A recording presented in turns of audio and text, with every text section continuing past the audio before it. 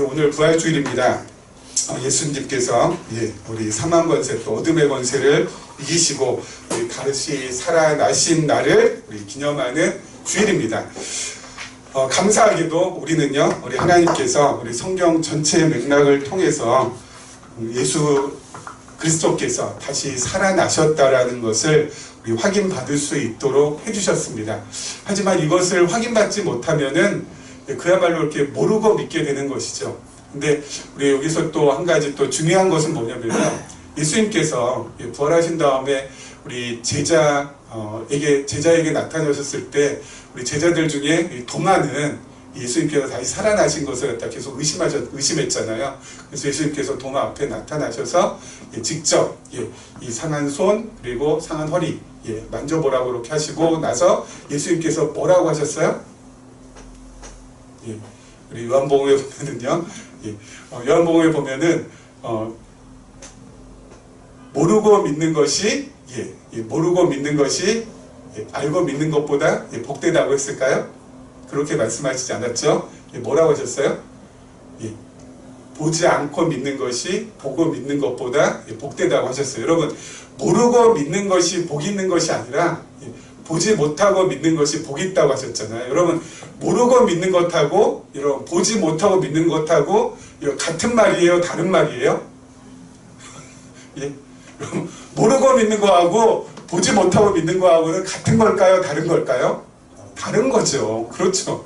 모르고 믿는 거하고 보지 못하고 믿는 거하고는 완전히 다른 겁니다. 근데 우리는 그게 계속 헷갈렸어요. 그래서 모르고 믿는 것이 더 나은 거고 또 모르고 믿는 것이 진짜 믿음인 줄 알고 우리 아들이 이렇게 착각하고 살았다고요. 여러분, 모르고 믿는 것은 그것은 맹신이라고 했습니다. 그렇죠? 그래서 이 맹신은 우리가 정말 조심해야 된다고 했습니다. 근데 여태까지 과거에 저도 그랬고요. 아마 여러분들 가운데 여러분들 가운데 또 많은 분들도 아마 그런 일들이 많이 있었을 겁니다. 모르고 믿는 거. 여러분, 예수님 다시 살아나셨잖아요. 근데 그거 우리가 봤어요? 예수님 다시 살아나신 거 봤나요? 그리고 여태까지 역사상 유사 이래로 죽었다가 살아났다라는 사람에 대해서 우리가 이야기 들은 바가 있나요? 없잖아요.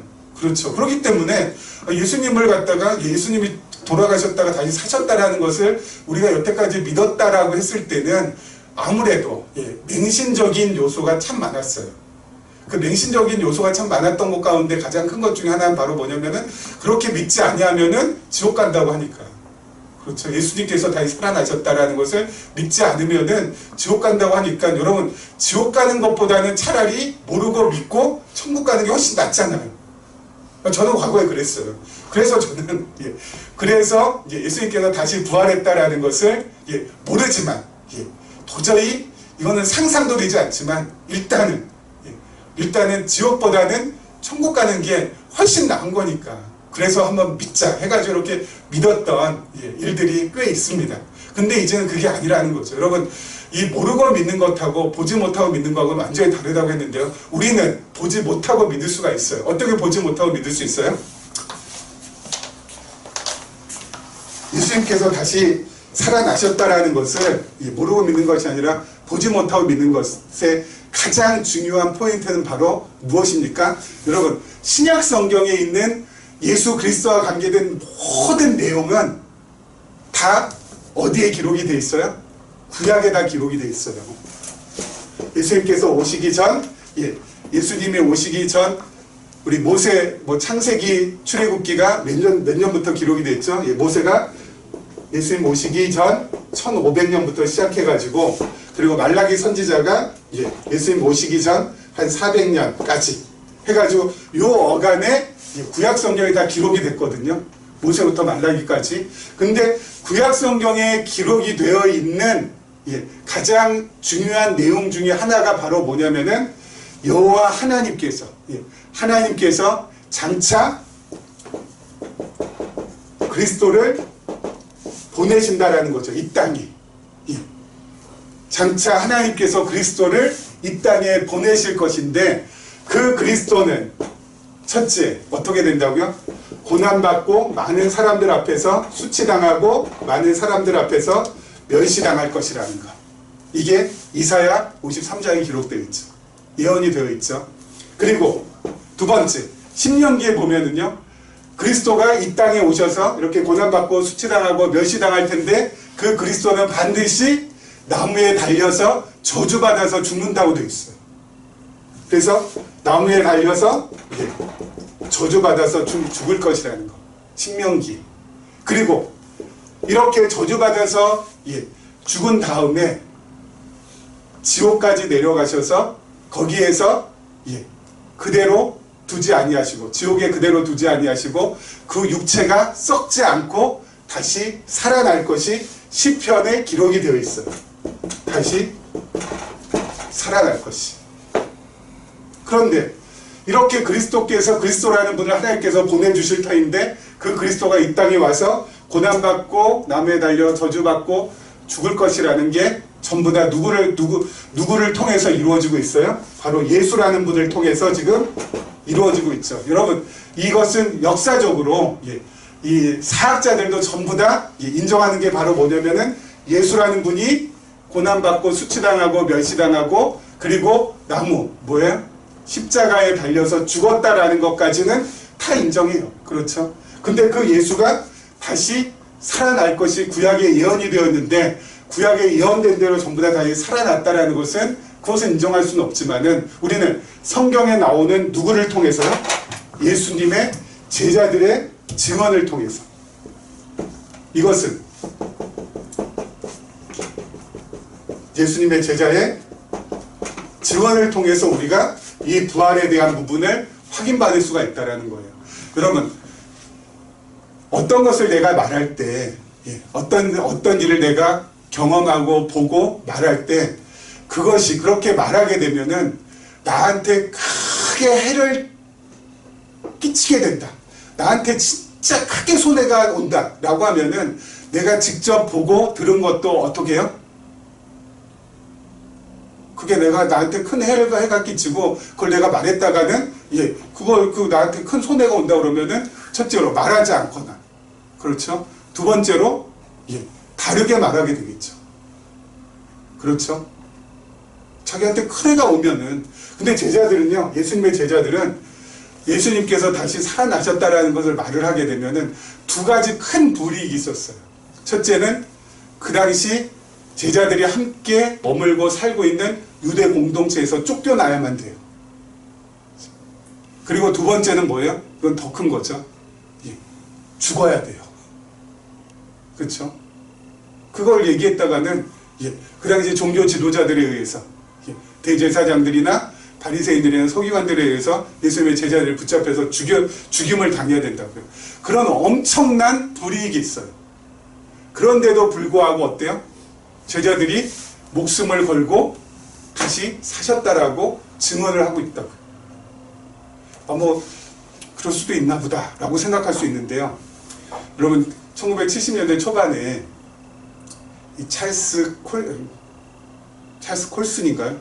찰스 콜슨이라는 사람이 있었습니다. 이 사람이 누구냐면은 여러분 잘 알다시피 그 미국 닉슨 대통령의 백악관 특별보좌관이에요. 근데 이 사람이 있을 당시에 무슨 일이 있었냐면은 워터게이트 사건이 벌어졌어요. 워터게이트 사건이라는 것은 그 당시에 미국 그 닉슨 대통령은 공화당이었는데 이 워터게이트라는 호텔에 민주당 그러니까 반대당이죠. 반대편 당 사람들이 모여서 회의하고 또 선거에 대해서 논의하고 하는 그것을 갖다가 도청했던 그 사건이거든요. 그래서 그 도청한 그 사건으로 인하여서 결국 미국 역사상 처음으로 재임 중에 대통령이 물러나는, 사임하는 그런 일이 그 당시에 있었습니다. 그런데 이 찰스 콜슨이라는 사람이 이 대통령 특별보좌관으로 있다가 그 당시에 특별검사에 의하여서 결국은 그 모든 그걸 갖다 은폐하려고 하고 그걸 갖다 조작하려고 하고 그걸 감추려고 했다가 발각이 나서 결국은 이 수감생활을 하게 되거든요. 수감생활하면서 이 사람이 이 골똘히 생각했어요. 왜 이게 발각이 됐느냐는 거죠. 이유가 뭐냐면요. 그 당시 닉슨 대통령의 특별 보좌관들이 있었습니다. 고위공직자들이요, 백악관에. 근데 정말 머리가 스마트한 사람이고 엘리트고 그 당시 정말 미국 사회에서는 가장 머리가 탁월하다고 하는 사람들이에요.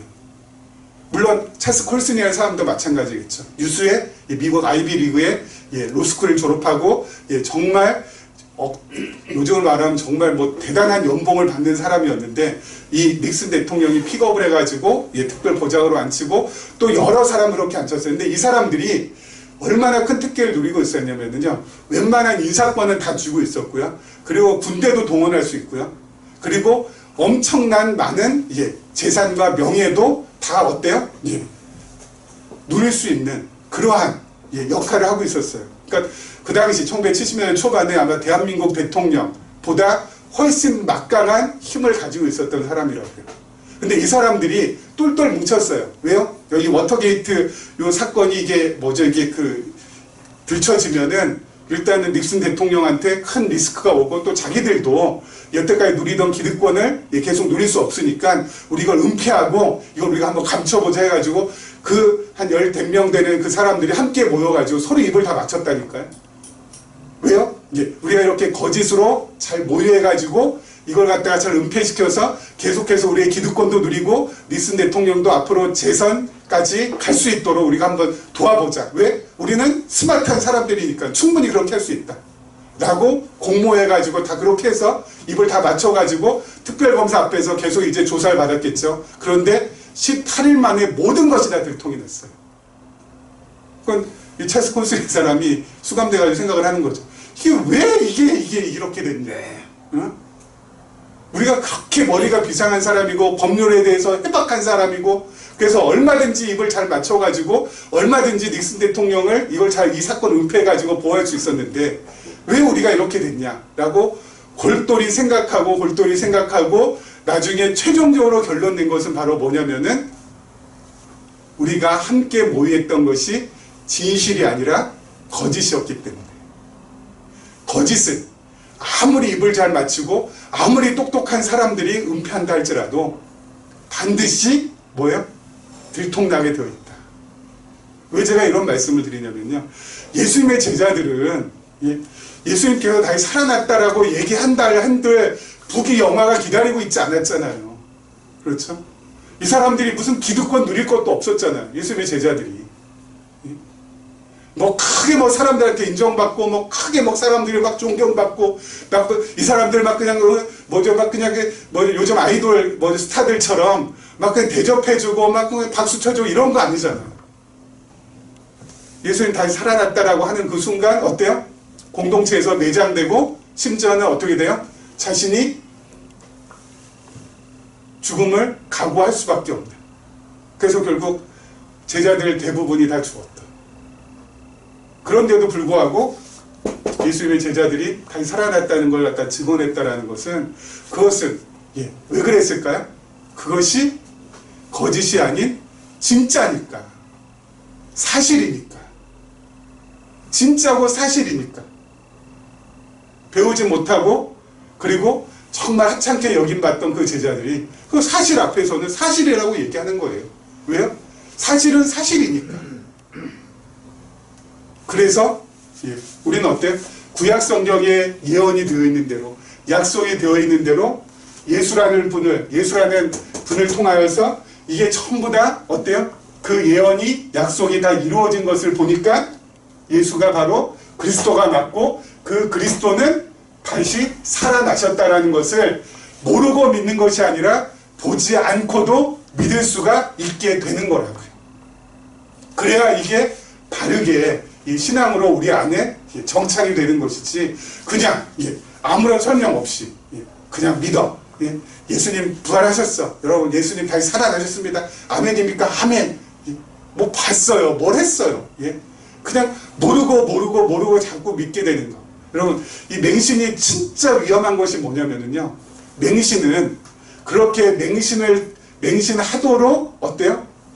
이끈 그 사람에게 얼마든지 사람이 조종받을 수가 있기 때문에 위험한 거예요. 그래서 여러분 이단들이 왜 이렇게 위험해요? 이 교주에 의해서 사람들이 조종이 되니까 위험한 거라니까요. 교주 한 사람에 의하여서.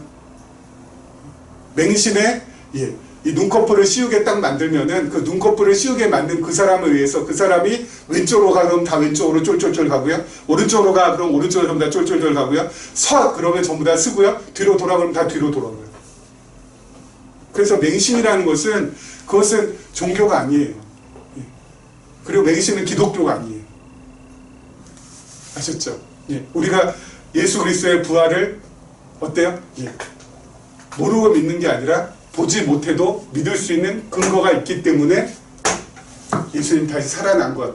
그래서 예수님 다시 살아난 것이 내가 믿을만 하구나. 믿어도 되겠구나. 라고 해서 믿게 되어지는 거라고요. 자, 우리 계속해서 이 마태복음 우리 지난 시간부터 이렇게 이어져 가는데 오늘 말씀 정말 중요합니다. 오늘 말씀을 잘못 알았다가는 오늘 말씀을 또 잘못 알았다가는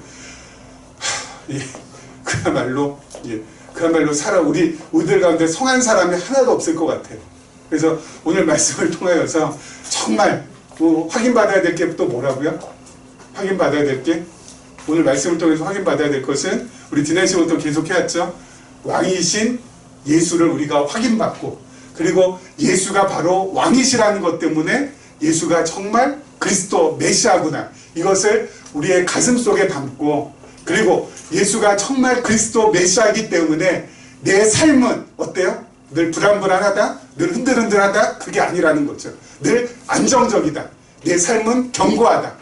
내가 죽어도 살고 그리고 영원히 살 수 있다라는 그러한 믿음, 그러한 자신감을 가질 수가 있게 되는 것이죠. 우리 한번 오늘 계속해서 우리 말씀 한번 보도록 하겠습니다. 자, 또 누구든지 내 이름으로 이런 어린아이 하나를 영접하면 곧 나를 영접함이니 누구든지 나를 믿는 이 작은 자 중 하나를 실족하게 하면 차라리 연자맷돌이 그 목에 달려서 깊은 바다에 빠뜨려지는 것이 나으니라. 실족하게 하는 일들이 있음으로 말미암아 세상에 화가 있도다. 실족하게 하는 일이 없을 수는 없으나 실족하게 하는 그 사람에게는 화가 있도다. 아멘. 여기 보면 또 누구든지 내 이름으로 이런 어린아이 하나라고 했는데 여기 어린아이 하나가 누구를 얘기하는 거예요? 우리 지난 시간에 예수님께서 제자들이 와가지고 우리들 가운데 천국에 누가 크냐고 물어보니까 예수님께서 뭐라고 하셨어요? 어린아이 하나를 데려다 놓고 어때요? 이 어린아이와 같이 돌이켜. 여기서 돌이켜라는 건 뭐라고 했어요? 성령으로 거듭나서 변화돼요. 그렇죠? 첫 번째, 이 어린아이와 같이 돌이킨다는 것은 성령으로 거듭나서 변화돼요. 그 다음에 두 번째는 어때요? 자기 자신을 낮추는 자. 여기서 자기 자신을 낮추는 것은 스스로 낮추는 게 아니라 성령께서 낮추도록 만들어 가신다라는 거잖아요. 다시 말해서 이렇게 성령으로 거듭나서 변화가 되고 그리고 스스로가 성령께서 낮추는 그 사람을 갖다 일컬어서 바로 뭐라고 한다고요? 어린아이. 그렇죠. 예수님께서 말씀하시는 어린아이는 그 어린아이, 그 당시 그 예수님께서 데리고 온 그 조그만 그 어린아이, 요 아이가 아니라, 요 아이는 그 메타포, 비유일 뿐이고요. 예수님께서 말씀하시는 어린아이는 누구예요? 성령으로 거듭나서 변화되어서, 그래서 정말 성령께서 자기 자신을 겸손하고 낮추게 해주는 그런 사람을 일컫는 거라고요. 자, 그 어린아이, 하나를 영접하면 나를 영접한다고. 근데 여기에서 예수님께서 말씀하신 그 어린아이는 첫 번째는 바로 누가 될까요? 그 대상이? 물론 2000년 후에는 우리가 되겠지만은 예수님 당시에 첫 번째 대상은 바로 누굴까요? 예수님의 제자들이겠죠. 그렇죠. 예수님의 제자들이 그 당시 첫 번째 대상이겠죠. 그래서 뭐라고요? 영접한 건 나를 영접한다고. 그러니까 예수님의 제자들이 어때요? 앞으로 예수님께서 십자가에 죽으시고 그리고 다시 3일 만에 부활하시고 승천하신 다음에 그리고 나서 오순절날 무슨 일이 생겨요? 성령께서 임하시죠.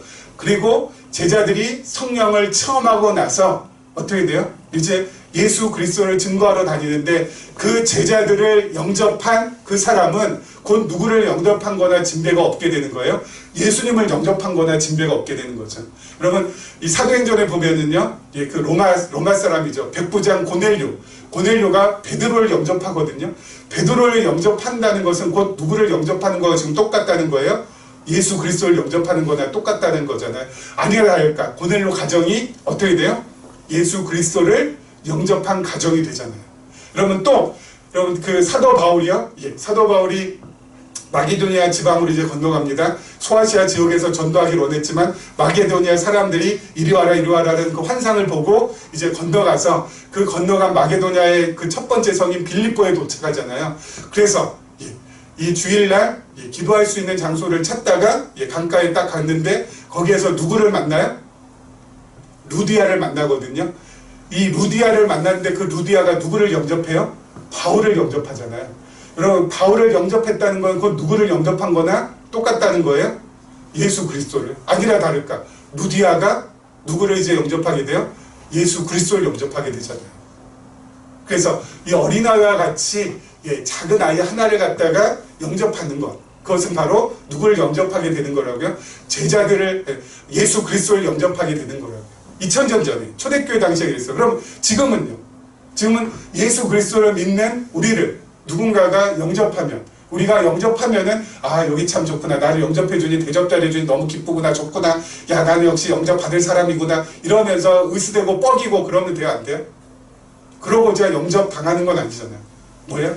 그래서 나를 영접하는 사람이 예수 그리스도를 믿는 우리의 지체거든. 같이 그리스도의 은혜를 함께 나누면 되는 거고, 우리를 영접하는 그 사람이 예수 그리스도를 전혀 모르는 사람이면은 자연스럽게 어때요? 예수 그리스도를 소개할 수 있게 되고, 또 예수 그리스도를 소개했는데 그 사람이 받아들이면은 예수 그리스도를 영접하게 되는 거가 되는 거죠. 아셨죠? 자, 그 다음 줄에 또 중요하죠. 누구든지 나를 믿는 이 작은 자 중 하나를 실족하게 하면 차라리 연자 맷돌이 금옥에 달려서 깊은 바다에 빠뜨려지는 것이 나으니라. 실족하게 하는 일들이 있음으로 말미암아 세상에 화가 있도다. 실족하게 하는 일이 없을 수는 없으나 실족하게 하는 그 사람에게는 화가 있도다. 여기 보면 나를 믿는 이 작은 자는 또 누구예요? 예수님 당시에는 나를 믿는 이 작은 자는 예수님의 제자들이죠. 그렇죠. 1차적인 독자가 예수님의 제자들이죠. 예수님의 제자들 중에 하나를 실족하게 하면은 차라리 연자 맷돌이 금옥에 달려서 깊은 바다에 빠뜨려지는 것이 나으니라. 왜요? 예수님의 제자들을 거부하고 예수님의 제자들을 실족하게 하면은 결국 그것은 뭐예요? 그 사람이 복음을 받아들일 수 있는 기회가 생기는 거예요? 아니면은 그 기회를 갖다가 놓치게 되는 거예요? 놓치게 되는 거잖아요. 구원받지 못하고 멸망당할 수밖에 없게 되는 거죠. 그렇기 때문에 차라리 연자 맷돌 달고 빠지는 게 훨씬 더 낫다. 어차피 멸망당하는 거니까. 그렇죠? 자, 그 다음에 실족하게 하는 일들이 있음으로 말미암아 세상에 화가 있다. 실족하게 하는 일이 없을 수는 없으나 실족하게 하는 그 사람에게는 화가 있도다. 여러분, 예수님의 제자들을 대표적으로 실족해 한 인물이 있습니다. 누굴까요? 구약에 예언이 되어 있어요. 예수님의 제자들이 대표적으로 실족하게 된다고. 근데 그렇게 예수님의 제자들을 실족하게 하는 그 사람은 화가 있을 것이라고 했는데 누굴까요? 한번 제가 한번 읽어볼게요. 아모스입니다. 아모스 2장 6절에 나와 있거든요. 제가 한번 읽어보겠습니다. 2장 6절. 여호와께서 이와 같이 말씀하시되 이스라엘의 서너 가지 죄로 말미암아 내가 그 벌을 돌이키지 아니하리니 이는 그들이 은을 받고 의인을 팔며 신 한 켤레를 받고 가난한 자를 팔며 라고 되어 있고요. 또 한 구절이 있습니다. 스가랴 11장 12절. 스가랴 11장 12절을 한번 읽어볼게요. 내가 그들에게 이르되 너희가 좋게 여기거든 내 품삯을 내게 주고 그렇지 아니하거든 그만두라. 그들이 곧 은 30개를 달아서 내 품삯을 삼은지라. 스가랴서에 있는 말씀 딱 읽으니까 좀 감이 잡히시죠? 예수님의 제자들을 대표적으로 실족해 한 인물이 바로 누굴까요? 가룟 유다. 그렇죠? 가룟 유다가 예수님의 제자들을 대표적으로 실족하게 했잖아요. 어떻게 해서요? 스승인 예수님을 은 30에 팔아 넘김으로 인하여서 이 제자들이 어때요? 그 가룟 유다 때문에 실족당하게 됐었죠. 여기서 말하는 것은 바로 누구예요? 가룟 유다. 그러니까 이것을 여러분, 이 본문을 1차적으로는 가장 중요한 건 뭐라고요?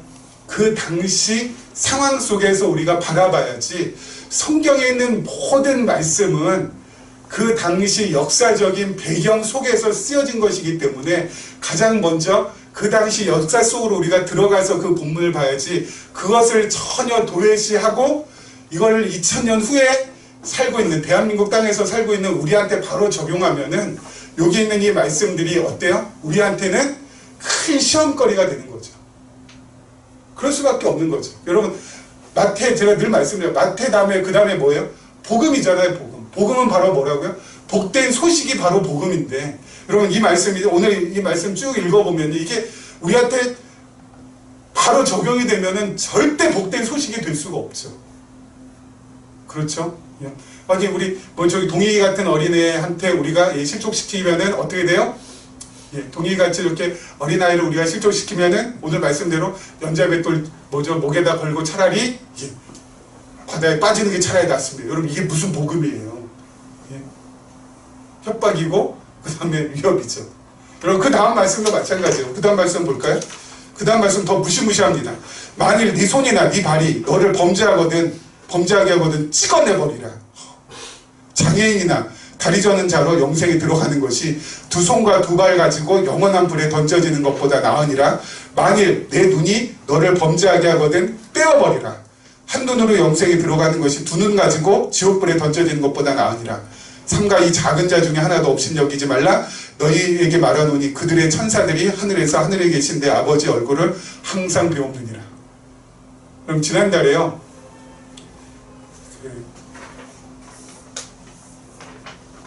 동남아시아의 그 왕국 가운데 이슬람 왕국이 있거든요.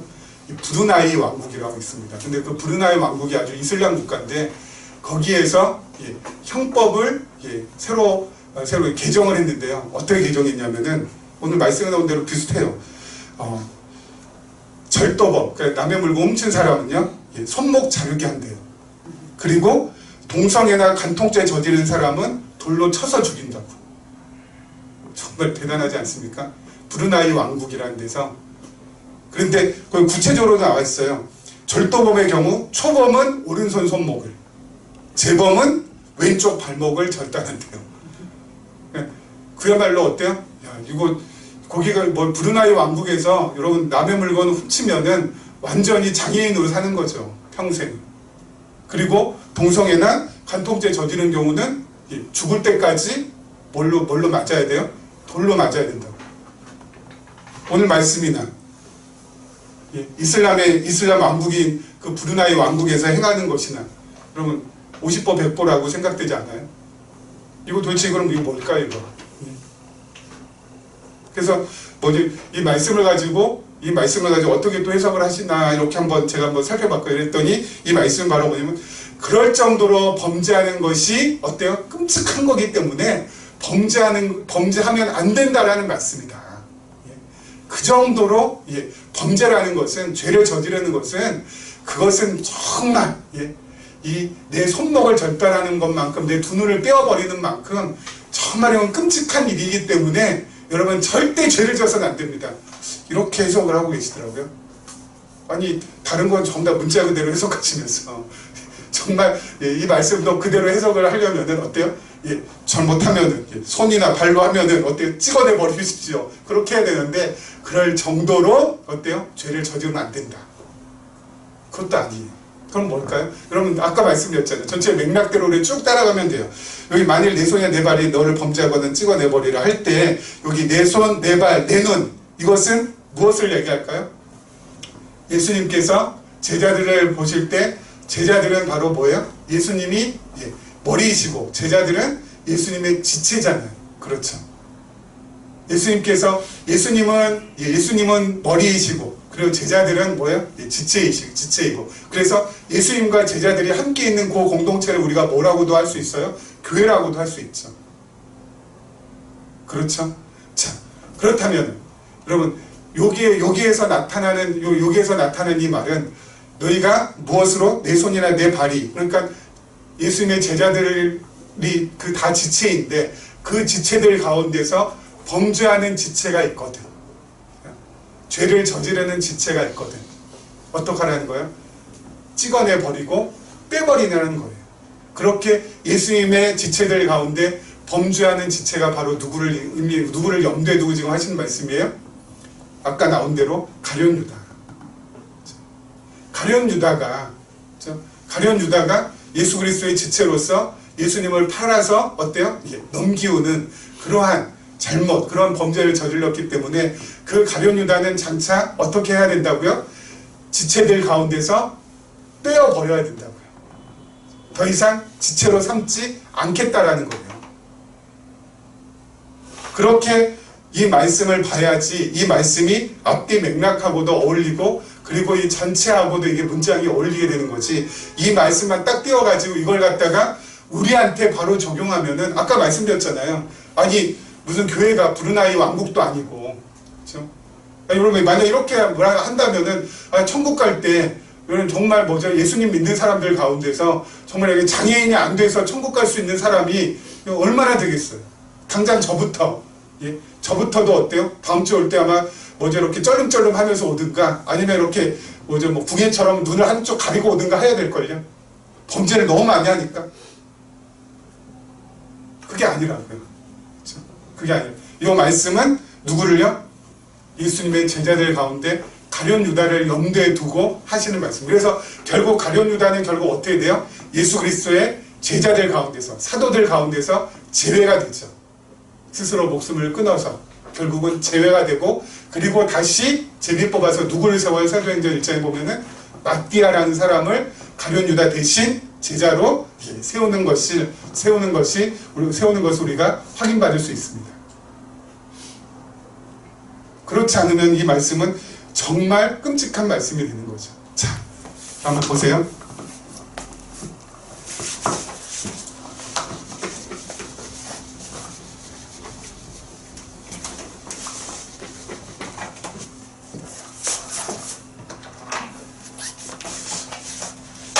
하나님께서요, 하나님께서 인간들을, 아담과 하와가 타락한 이후에 그 인간들을 불순종 가운데, 죄악 가운데 전부 다 가두어 놓으셨어요. 자, 하나님이 있고, 그리고 이 악은 이 사단이죠. 사탄이죠. 이 사단 권세, 이 어둠의 권세 안에 우리들을 전부 다 이렇게 가두어 놓으셨다고요. 그렇죠? 인간들을 이 안에 전부 다 가두어 놓으셔서 그 누구도 자신의 힘으로는, 자신의 의지로는, 자신의 실력으로는, 자신의 재력으로는, 자신의 체력으로는 어때요? 이 사단 권세 안에서 벗어날 수 없도록 하나님께서 사탄에게 다 맡겨 놓으셨어요. 꽁꽁 전부 다 묶여 있는 거예요. 근데 그 중에서 하나님께서 은혜를 베푸셔서 창세 전에 그리스도 안에서 예정하신, 창세 전에 그리스도 안에서 예정하신, 그 기쁘신 뜻대로 예정하신 하나님께서 택하신 하나님의 자녀들을 요 안에서 어때요? 요 안에서 건져다가 하나님의 사람으로 만들어 놓으셨다고요. 그렇죠? 그래서 이쪽에 있는 사람들은 완전히 타락했다고 해서 우리 타락인이라고 성경 공부할 때, 그래서 여기에서 하나님께서 건져 놓으신 여기에 있는 사람들을 중생했다고 해서 우리가 중생인이라고 했었잖아요. 그렇죠? 이렇게 중생 받은 요 사람들을 하나님께서 다시 또 어때요? 하나님의 나라에, 그래서 하나님한테 완전히 속해가지고 결국 영화롭게 한다고 해서 우리 영화인이라고 했었죠. 자, 근데 여기서 중요한 포인트. 하나님께서 이 타락한 인류들 가운데서, 그렇죠? 어떤 사람은 건져내어 거듭나게 해서 하나님의 사람으로 만들어서 결국 하나님 나라에서 영화롭게 살도록 하고, 어떤 사람들은 그대로 놔두는 사람들도 있잖아요. 그렇죠? 어떤 사람들은 건져 올리시고, 어떤 사람들은 건져 올리지 않고 그냥 악한 이 권세, 사단 권세한테 그냥 맡겨놓은 상태에서 가만히 내버려 두는 경우도 있잖아요.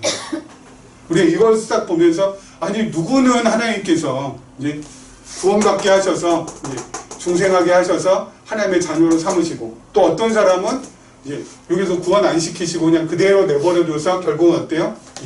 멸하시고, 이거 하나님 이거 너무 한 거 아니냐 라고 생각할 때가 되게 많잖아요. 특히 우리 가룟 유다 같은 경우는 어떤 경우예요? 심지어 예수님과 함께 3년 동안이나 따라다녔음에도 불구하고, 그렇죠? 3년 동안이나 예수님의 제자로 그렇게 먼저 예수님을 갖다가 쫓아다녔음에도 불구하고 어때요? 결국은 구원받지 못하잖아요. 이거 좀 이상하지 않나, 그렇게 우리는 생각할 수 있죠. 그래서 사도 바울도 로마서에서 쭉 구원에 대한 하나님의 구원의 역사를 쭉 기록하다가 이런 말을 해요. 토기장이 비유를 듭니다. 누구는 건져내고 누구는 건져내지 않는 것, 하나님을 우리가 힐문할 수 있느냐 하면서 얘기하는 게 토기장의 비유. 뭐예요? 토기장이도 귀 있을 그릇과 천 있을 그릇을 누구 마음대로요? 자기 마음대로 정해놓지 않느냐. 어떤 그릇은 잘 빚어가지고 귀 쓰는 것도 있고, 어떤 그릇은 좀 이렇게 투박하게 빚어서 천하게 쓸 것. 그거 전부 다 누가 정하는 거라고요? 토기장이가 정하는 거 아니냐. 토기장이가 자기는 이거 귀하게 쓴다고 해서 귀하게 쓸 물건 만들고, 천하게 쓸 거 천하게 쓴다고 해가지고 토기장이한테 이거 너무하다라고 세상 사람들이 손가락질 하지 않느냐. 바로 그거거든요. 그렇죠? 아니 왜 다 귀한 그릇 다 만들어야지, 어떤 것을 이렇게 귀한 그릇, 어떤 것을 이렇게 천한 그릇, 당신 이거 너무한 거 아니요 라고 제3자가 토기장이한테 그렇게 손가락질 하는 경우 없잖아요. 하나님은 토기장이 그 이상 또 말할 것도 없죠. 하나님의 뜻대로 누구는 구원하시고 누구는 그대로 두신다. 그게 뭐가 잘못됐냐는 거예요. 로마서가 바로 그러거든요. 여러분, 이런 거 우리가 생각할 때 너무너무 이게 하나님에 대해서 참 놀랍고, 또 하나님 정말 대단하고, 이것과 더불어서 또 한 가지는 뭐냐면은, 내가 이게 진짜 내가 어마어마한 인물이구나, 그 생각을 우리가 안 하면 안 된다고요. 그렇죠? 어마어마한 인물이잖아요. 여러분, 우리 가운데서 나보다 훨씬 더 도덕적으로 탁월한 친구들 엄청 많잖아요. 나보다 훨씬 더 성실하게 살아가고 있는, 그렇죠? 이 무한 경쟁 사회 속에서 어떻게 해서든지 이 자기의 원칙을 가지고 어떻게 해서든지 세상에 휩쓸리지 않기 위해서 자기 소신대로 정말 꾸역꾸역 뚜벅뚜벅 멋지게 살아가는 사람이 너무 많잖아요. 근데 그 사람은 교회 안 다녀요. 있어요, 없어요? 있어요. 제 동창들 가운데도 있어요. 교회 안 다니거든요. 그런데도 너무 성실하고 너무 착하고 그렇게 살아가요. 근데 우리는 안 그러잖아요. 너무 이기적인 것, 그리고 내가 손해보는 거 절대 안 하고 나한테 유리한 것만 골라 살려고 하고, 그런 게 전부 다 우리한테 있잖아요. 어떻게 보면은 정말 하나님은 정말 법 없이도 살 수 있는 내 친구 빼놓고 왜 나를 교회 문턱을 넘게 하셨을까? 응? 그런 생각들 때 많이 있잖아요. 그러면서 어때요? 그게 바로 은혜, 그게 바로 감사라는 거죠. 왜요? 이런 나를 하나님께서 어떻게 해요? 내버려 두지 아니하시고 죄악 가운데 건져 올리셔서 장차 하나님 안에서 영화롭게 해주신다는 거. 그것 때문에 우리가 하나님을 향한 감사와 찬송이 계속 이어질 수밖에 없는 거고요. 여러분, 이렇게 감사가 나오고 찬송이 나오는 사람은 지금 당장 하나님께서 데려가신다 한들, 여러분, 이 땅에 대해서, 이 세상에 대해서 여한이 남지 않아요. 그렇잖아요. 여러분, 오늘 정말 하나님으로 인하여서 내가 찬송할 수 있고 감사할 수 있는 그 사람은요, 지금 당장 하나님께서 나의 영혼을 갖다가 데려가신다고 해도 그 사람은 여기에 미련 남는 게 하나도 없다니까요. 왜요? 충분히 멋있고 충분히 행복하고 충분히 하나님께서 원하시는 바대로 살았으니까 감사와 찬송을 하면서 산다는 게 바로 그런 거예요. 여러분, 감사가 나오면은, 그것을 인하여서 찬송이 터지면, 여러분, 내 인생 앞으로 과거에 어떻게 살아왔든지 간에 여러분, 현재 어때요? 가장 최고의 삶을 살고 있는 거라고요. 이게 안 되니까 이게 얼마나 큰 은혜고 이게 얼마나 큰 하나님의 복인지를 깨닫지 못하니까 자꾸 이렇게 현실에 대해서 막 불만이 생기고, 막 현실에 대해서 염려가 생기고, 현실에 대해서 막 그냥 아주 그냥 조마조마하고 그런 거거든요. 아니요, 여러분. 하나님의 은혜에 대한 감격, 하나님의 은혜에 대한 정말 나를 사랑하시는, 나를 사랑하시는 그것이 정말 절절하게 깨달아지면은 내가 하나님 앞에 한참 미달되고 한참 아무것도 아닌 것인데도 불구하고 하나님께서 나를 위해서 이렇게까지 해주셨다라는 것, 그것이 확인이 되면은 여러분 지금 당장 이 세상 떠나도 여한이 남지 않게 되는 거예요. 그리고 계속해서 한번 보죠. 마지막 요것만 하고 이제 마쳐야 되겠네요. 12절. 자, 너희 생각에는 어떠하냐? 만일 어떤 사람이 양 100마리가 있는데 그 중에 하나가 길을 잃었으면 그 99마리를 산에 두고 가서 길 잃은 양을 찾지 않겠느냐? 진실로 너희에게 이르노니 만일 찾으면 길을 잃지 아니한 99마리보다 이것을 더 기뻐하리라. 이와 같이 이 작은 자 중에 하나라도 잃는 것은 하늘에 계신 너희 아버지의 뜻이 아니니라. 아멘.